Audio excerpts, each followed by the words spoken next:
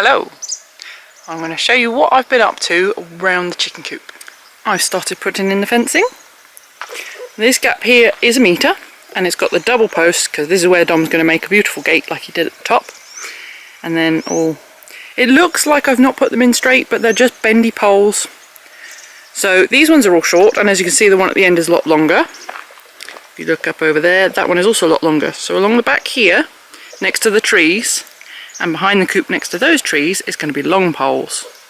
The front we have short, and on that side there where you can see that plank on the ground, that's also going to be short poles.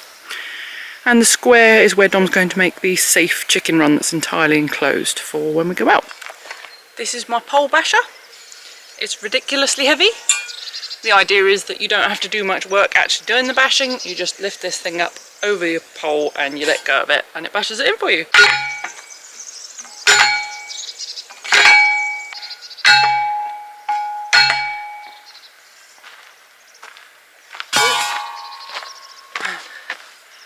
I'm gonna get decent biceps doing this. And now I'm gonna have a go at fixing the chicken wire onto the posts.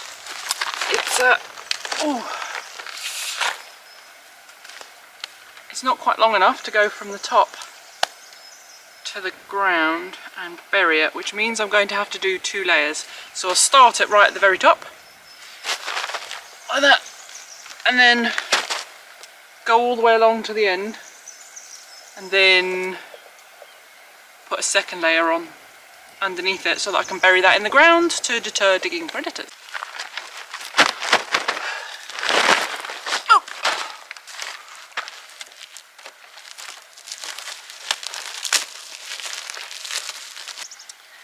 Of course, the trouble is, how can I hold the roll up? Oh, maybe I don't need to. Maybe I just need to pull this up. I don't know. And I stress that I've never ever done chicken wire before. I've never ever done fencing before. This could go horribly wrong.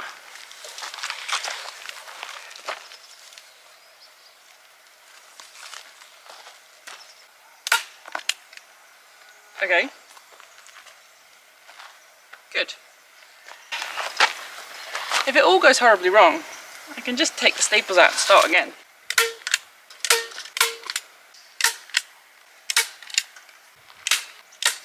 So I have to take it all off and start again because I was trying to get the wire to stay taut, and then I wasn't really paying attention to where I was putting it, whether it was at the top or the bottom of the post. It turns out I've done it right in the middle, which is no good to man nor beast. So I take it all off and I start again, and I'm thinking I'm actually going to start at the bottom. So I need to dig a little trench, lay the bottom of the chicken wire in that, and then staple it up poles, and then I can do a top layer.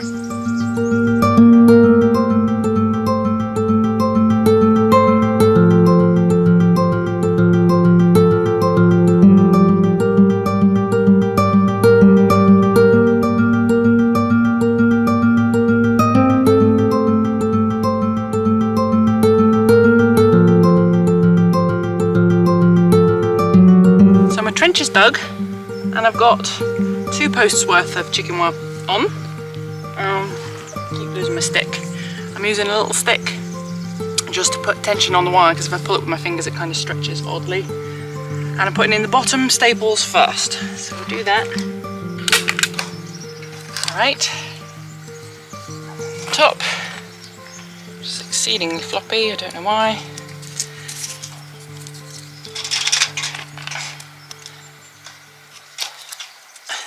Why is this so floppy? Huh? Don't understand it.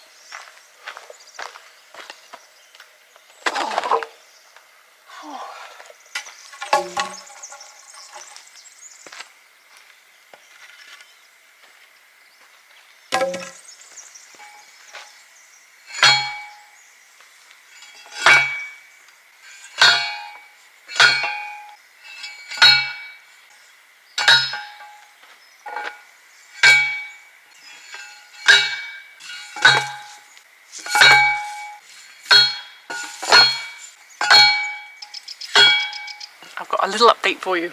You might remember a few videos back I was going to plant some seeds in bottles. Well, I did so, and some of them didn't come up and still haven't, and it's been a good couple of weeks. Did I write the date on there? 16th of January I planted these, or sowed these, and I've gone to check them today. And I've got little tomatoes. Can you see that? Oh, he's so cute. So this is tomato marmande, and he not only has come up, but he's got his first pair of proper leaves. And then this one is All-Star tomato, who has his first proper leaves and offshoots. So I'm very pleased with these. I'm going to take these out of the bottles and put them into little pots, and then they're going into the cold frame. I won't need to put seeds in bottles again because we've got the cold frame now, but it was an interesting experiment. I had fun, and it was nice watching for the seeds to come up every day. And I'm just sorry to these little tomatoes that I forgot that they were in there. I'm going to get you potted on. Come on then.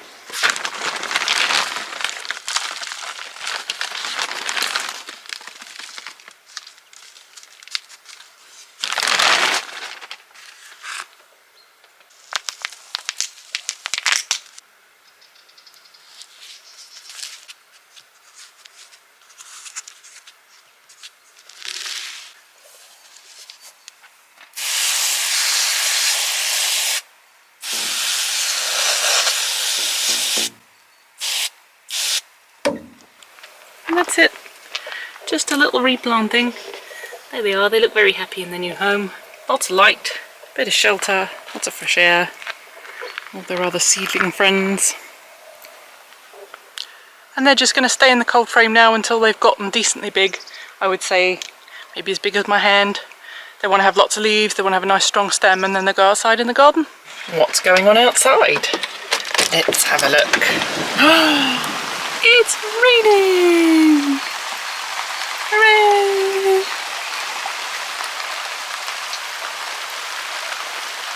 You can see it's actually starting to puddle on the floor, which is very exciting. It means that it's been very steady.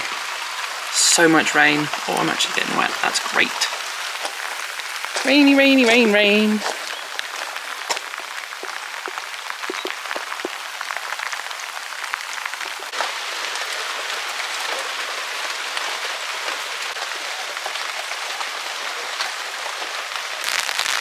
And go have a look at the fruit forest. Rain is so rare, it's quite exciting to get to see what it's doing to our land.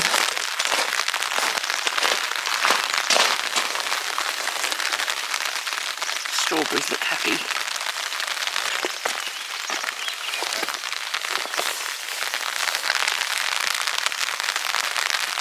Pebbles on a hugelkultur bed.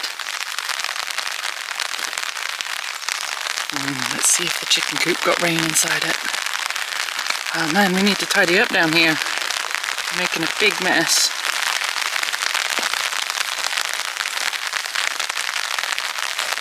Well,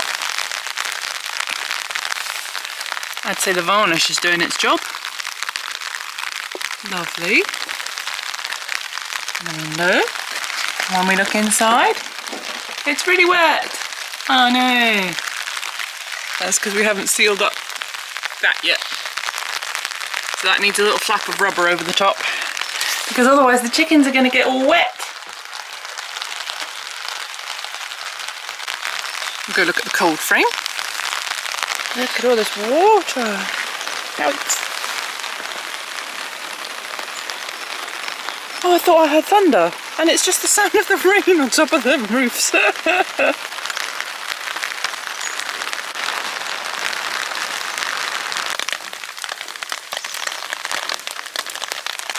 This is the channel that Dom dug to help divert water, and it's absolutely doing its job.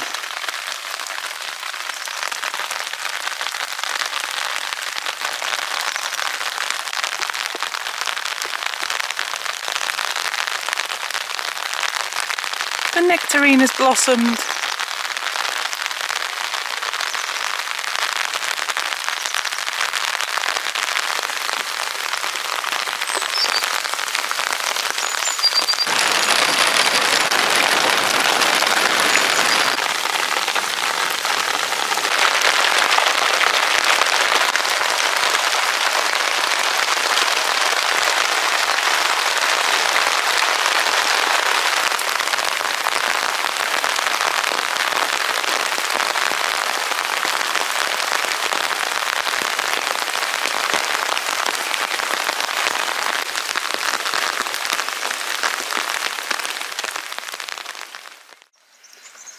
been very naughty today, haven't I, Missy?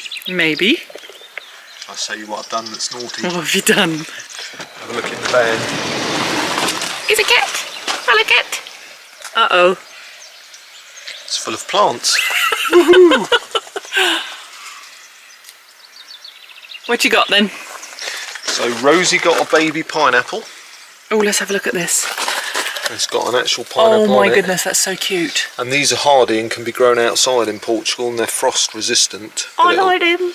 Need to go in the cold frame to harden off. Can I eat it? So we all chose this lemon tree, which is a much maturer specimen that's going to go where one of our mangoes has passed away.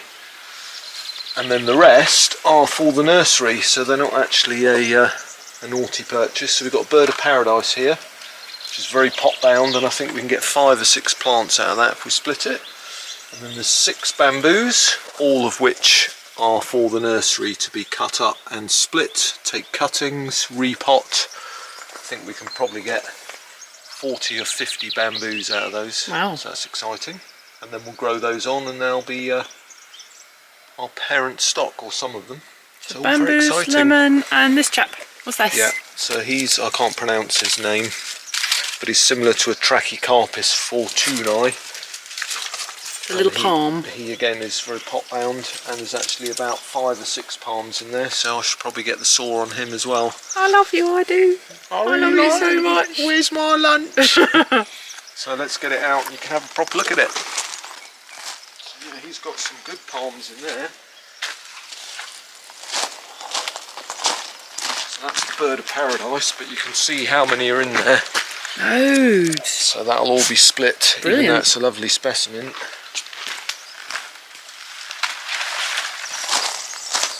It's 3 times the size of the one we've got at the moment. Yeah. Yeah, nice big specimen. And it's got loads of flowers, so we'll get loads of lemons. Lovely. It's covered in flowers. Yeah.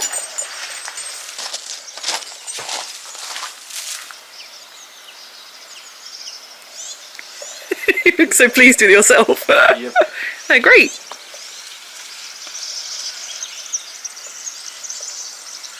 Gorgeous Sunday morning today. And we've got a break from the rain, so you may remember that we're desperate for rain. Portugal been in a big drought, and we've had torrential rain for the last 2 or 3 days, and today is supposed to be the only sunny day for about a month, with loads more rain. So it's a busy day today, got a lot of jobs to do. So let me show you what we got to do and see how much I get done today. So we had a load more fence posts delivered, which if I swing you around you can see they're at the top of the drive. So they've got to be brought down to what's become our wood store. Take you down with walking cam. So they've got to be stored down there, and then we've got to get some more tarps to cover that wood. And then you remember the chicken coop build, which has been paused for a while, but you can see since we put up the build video, the painting has been finished and it's looking lovely. So there's a couple of problems with it which we were aware of, but we've now got the tools and the bits to resolve. So those are on the top here. Water is getting in. If I open up you can see where it's been raining, it's damp inside. And then also on the very top here where this gap is, water is getting in, and you can see the water here. And in upcoming much bigger jobs, you see we've got a new pile of gravel here. So we take you down with walking cams. We've got the van there. We're heading down the drive to the bottom section. So the gravel's got a couple of jobs. Firstly, here where the mound at the edge of the drive goes, we're going to make a path using the gravel just for this short section that I'm walking down. And then on the left here, where you see this little bit of terrace and an olive tree and then more terrace, here we're going to build a proper toilet and shower block. So that wall there, the front third of the toilet and shower block is going to be on the higher level here, and the bottom or back 2/3 of the shower and the toilet block is going to be here on stilts, and then the front's going to be raised up, so where I'm stood in front of the wall is just over 1 metre higher, so probably 1/2 metre stilts at the front and 1¼ metre stilts at the back, and then we're going to have IBCs underneath the stilts, so a separate composting toilet on the left, and then a much larger shower room with sink, washing facilities on the right. So that's a big project that's coming up in the next couple of months, just gathering all the bits. I've got my big telegraph pole style stilts are coming on Monday, just a couple of days, and then I've started planning out the wood for the build. I'll be going into Castelo Branco next week to order the wood, and then once all this rain is gone, we can get building that. So that's a very, very exciting project to come. And another very important job is, if you remember, our epic cold frame build, and it was pointed out by a lot of you, but also was on my plan to look at a later date. If you remember, the lids are slanting a couple of centimetres lower than the centre, so with all the rain we've had in the last few days, you can see the water is collecting because it's got nowhere to run off because of the slats.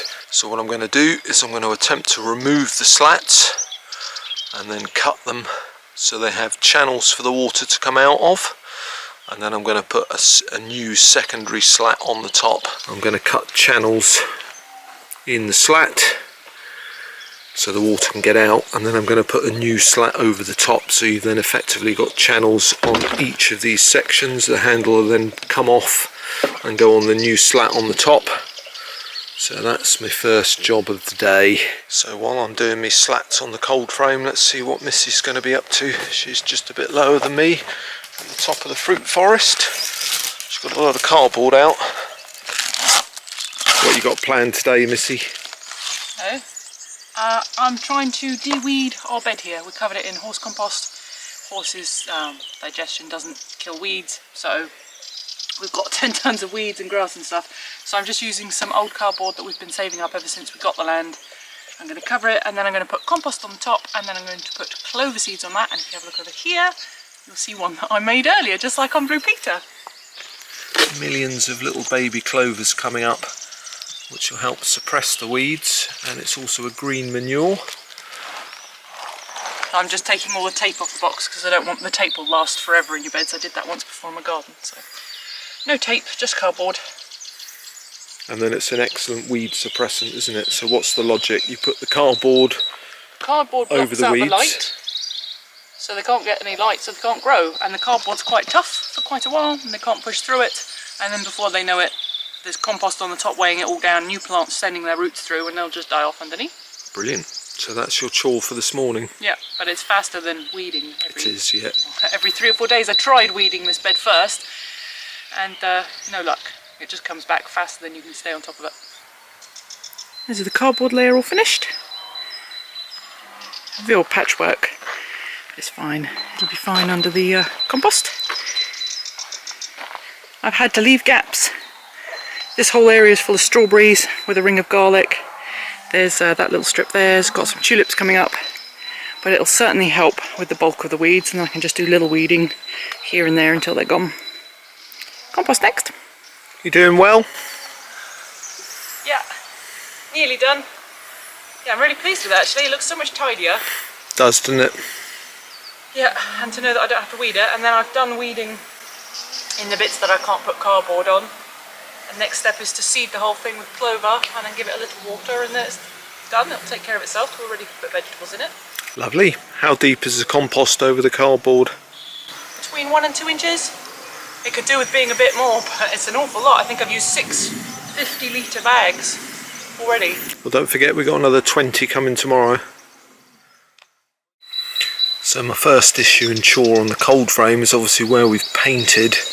All the screws, which you can see here, have got paint in them, so it might be difficult to remove these slats, but I've got to get them off so I can get my channels done. So I've taken all the screws out of this one. Not sure how easy that is going to be to get off. Not very easy. Have I missed any screws? No, not very easy to get off because of the silicone here. You can see how the water's going to come out when that's released.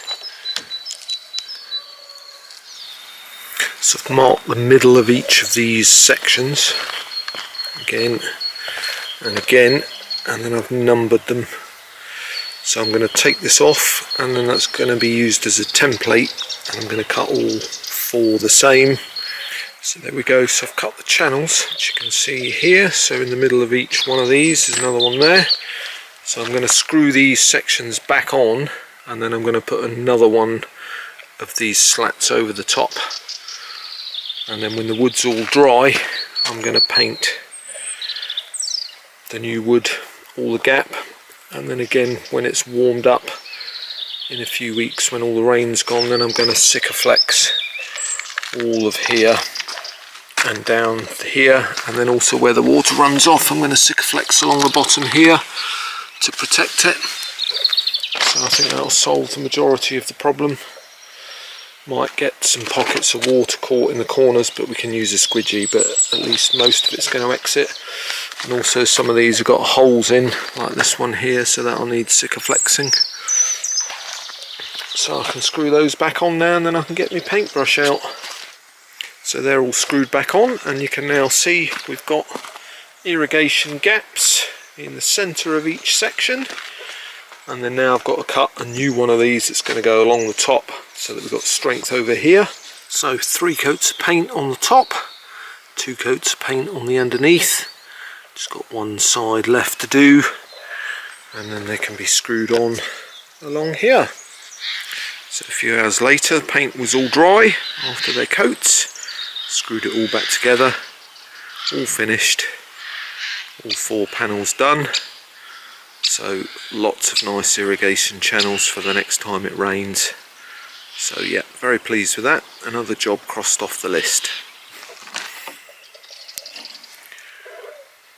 Look at all those babies. So that's 600 seeds there. So mainly muses, all bananas, carnas, and then going down there we've got some Trachycarpus fortunei palms. Look at the other side.